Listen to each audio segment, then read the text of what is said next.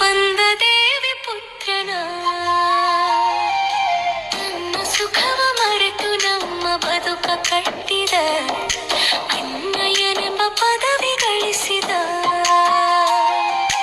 ನಮ್ಮ ಸುಖ ನೋಡುತ್ತಾ ತಂದೆಯಾದನು ನಮ್ಮ ತಂದೆಯಾದನು ಪ್ರೀತಿ ಕೊಡುವ ಅತ್ತಿಗೆ ತಾಯಿಯಾದಳು ನಮ್ಮ ತಾಯಿಯಾದಳು ಎಲ್ಲ ಜನುಮದಲ್ಲಿಯೂ